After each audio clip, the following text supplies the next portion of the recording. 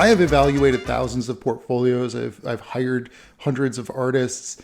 And there is at least one really primary distinguishing factor between artists who are going to, quote, make it and artists who are going to struggle for a long time. That's what I want to talk about in today's video while I'm working on the Twilight Monk video game, which is scheduled to be released early 2025 on Nintendo Switch and PC. You can wishlist it over on Steam by following the link below. But first, make sure you press every button below this video, every single one of them. That includes the bell, that includes the subscribe button. Just hit them all. Just hit them all like multiple times. Thank you. All right, let's talk about the one thing you can do right now. You can do this thing. You can adopt this mentality, and it will change the impact of your work for the rest of your life. Forget all the distractions. Forget the shortcuts. Forget the views, the likes, the acceptance, the dislikes, the controversies, the lynch mobs, the death squads, the babies being born without brains. Just lock it all out, okay? Just close your mind to the turmoils of the world. Okay, now that we're calm, now that we've locked out the world, we've blocked it all out, I want you to try this one thing. Ready? Ganbare. Or as they say in Japan, Ganbare. Just do your best. The absolute best that you can do with whatever your current painting or project is. The rest will fall into place. Success will follow. But I don't mean just like do your best. I mean like when you sit down to draw, are you really trying? Are you really paying attention to everything you're doing? Are you asking yourself, did that work? Maybe I should try a different tool. Maybe I should try a different technique. Are you actually trying, or are you just repeating the same mistakes over and over? See, I believe that to do your best, you really have to be mindful in that process. This is a philosophy that I've held on to for probably, I would say about 30 years of my art career. And I would say that it served me pretty well because there are a lot of factors that you can't control. And when you're trying to become successful in art, for example, or any craft really, you're going to have these factors of luck, certainly. You're going to have these factors of timing, like, are you in the right place at the right time? Are you going to meet that person who's looking for somebody who does what you do? These are factors that you can't control oftentimes. You can certainly increase your chances, but you can't control some factors. But what you can control is your own pursuit of excellence. And certainly when you are presented with an opportunity, if you have not been pursuing excellence, you're going to come up short. And the person who is in a state of perpetual personal growth is going to have a greater opportunity than you. So make it a part of your personal philosophy when you're pursuing art skills and developing your skills to pursue excellence. And what do I mean by that? Oftentimes people find shortcuts and they find ways to just get around having to do the hard part. And the hard part is where the good stuff is at. Believe me, man, I've been there, early on in my art career and in my art development. I wanted to skip a lot of the fundamentals too. I just wanted to get to the hype stuff. I wanted to draw the pinups. I wanted to be the Marvel cover artist, And in hindsight, I really regret that I didn't take the slower route and just actually learn more fundamentals. Because after you're looking back on a career of art, like a 30-year career as a professional artist, you're gonna look back on some of your old paintings and think, wow, I really wish I could have spent more time on that.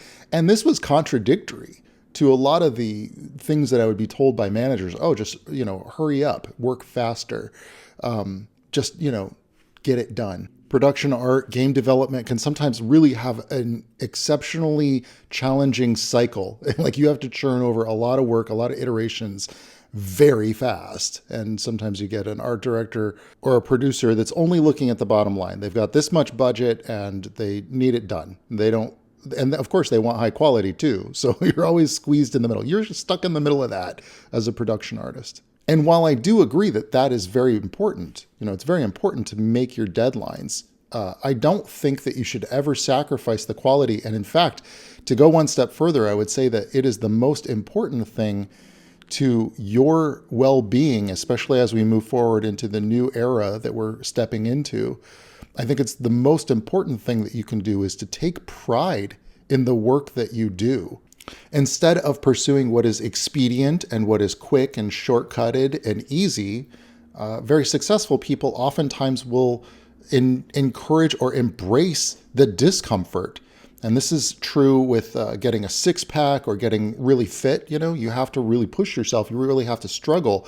And that means sometimes Waking up early, being uncomfortable makes you stronger, it makes you better, it makes you more successful, and it makes you more capable. And the same is true with artwork. Specifically, that's my field. That's what I do a lot of. Well, I would say that I have historically, as a game developer, you have to really push yourself into some very uncomfortable places, like a little cardboard box in the corner of your room. No, but sometimes you have to learn things that are brain twisters, technical challenges, technical problem solving. But wherever you are in your journey, don't try to avoid those painful things, such as studying the fundamentals of art or going back to learning a specific technique. It's worth it to stop what you're doing on the painting you're doing right now and go, okay, so I need to get better at faces. I am just going to focus on painting portraits for a week.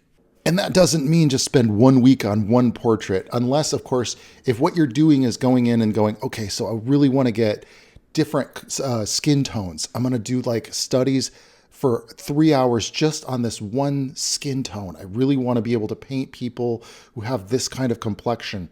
How do they look when they get older? What about the muscles in the face? Do life studies, take some photographs and try to emulate them using your digital art program of choice, or just do some tutorials and study from the masters.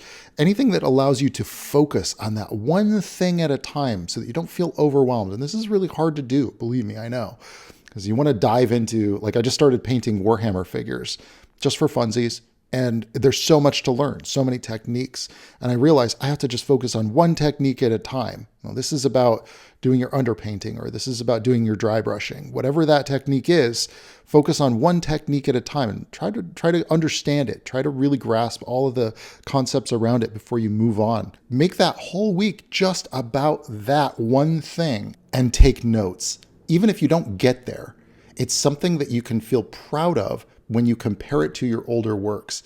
And you've taken the time to do the hard thing, not just the expedient thing, not just the click the button thing, not just the brush that does it for you or the AI software or whatever it is, not just the expedient thing, but the thing that actually builds skill. That is pursuit of mastery, and that is pride in your work. In fact, I would say that the amount of struggle involved in this pursuit is directly related to the amount of pride that you'll feel in overcoming it. And even more if you become exceptional at it. And one of the reasons why this is so important is because when you're looking back on your life, when you're looking back on a full career, are you going to be proud of the things that you've done?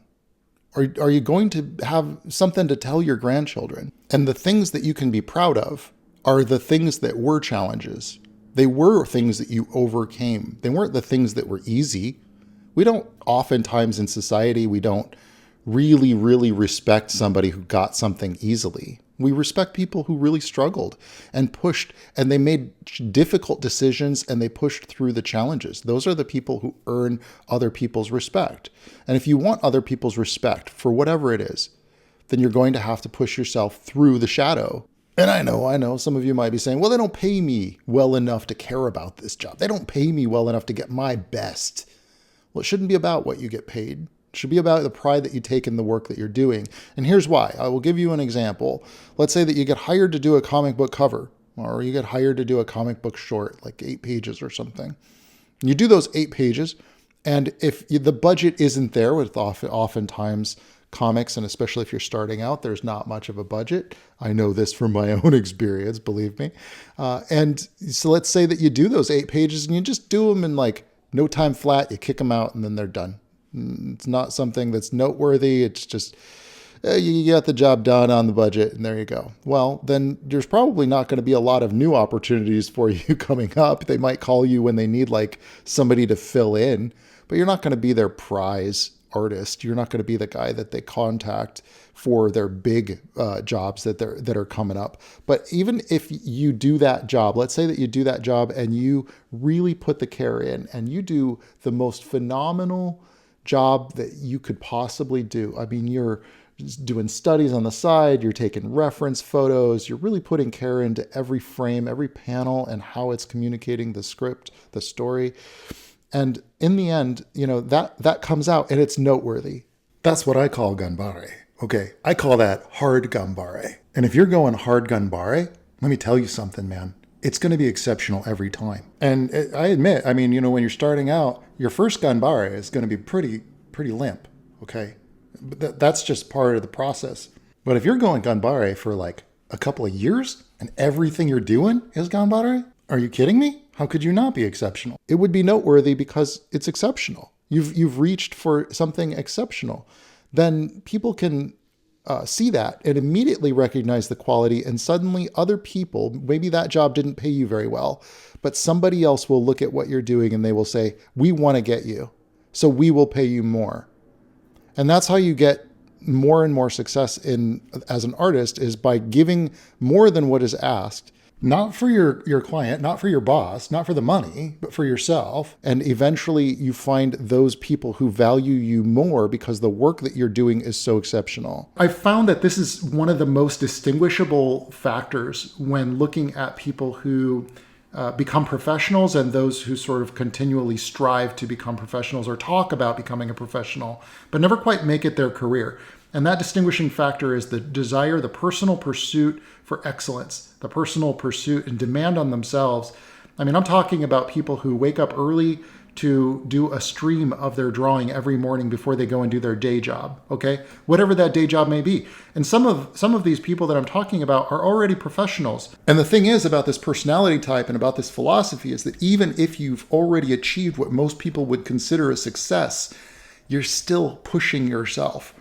These people who have this it factor, they still want to pursue an even higher level of mastery, or they might have multiple things on their plate. Then they pick up piano, and then they pick up music composition, then they pick up programming, then they pick up photorealistic painting, or then they pick up a stylized painting, a different styles to become malleable, adaptable, you know, constantly in a state of just amazement at all the possibilities of what a human could achieve. And here's the thing, I want to recognize this. A lot of people who follow my channel already have this drive, this demand on themselves. I mean, you know, some of my videos are kind of hardcore, and I recognize they can be discouraging to some people. It's the people who fight through that have a better chance for sure. People who embrace those challenges. If you watch Naruto, or you read the manga, or you watch Dragon Ball Z, and you grew up with these ideas about like really pushing yourself, like training in 10 times gravity. Like, yeah, that's a warrior spirit, man. That's what I'm talking about. And if you don't have that energy about drawing, then maybe you have that energy about 3D modeling, or maybe you have that energy about visual effects or user interface, or whatever your specialization might choose to be. You don't have to compete with other people on their arena. You can choose to become excellent at what you are and what your specialization is, what you offer, and be really passionate about that, and dig into whatever it is inside of you that can give you that nuclear power that'll just fuel you to wake up early. Like, ask yourself right now and write it down. What would you be stoked to wake up early and do? And maybe even start trying to do that. And if you can't do it, then maybe that's not the thing for you. If you can't find yourself able to go to bed early and wake up earlier so that you can do a little bit of that thing, drawing, doing concept art, or doing a lesson, or pushing yourself to acquire a new skill, if you can't find yourself able to do those things, then maybe that's not the thing that you really want to be doing. So, in conclusion, pursue excellence and opportunities will follow. If you don't know how to get better, I have a collection of workshops over on my Gumroad channel that'll get you going from beginner to advanced with the fundamentals in the easy art lessons. And then if you're looking for more of a professional guide on how to get work as a concept artist working in video games, I've created several workshops, including my environment workshops and character design workshops, and they talk you through the exact process that a real professional does. I made them because people demanded them, because art schools won't teach you this stuff. And yes, I'm still here. I've been doing this, just teaching about it for 10 years now, so I've got a lot of tutorials over there that'll get you on the right path. So go check that out. Please don't forget to subscribe, and I'll see you guys in the next video. All right, ciao.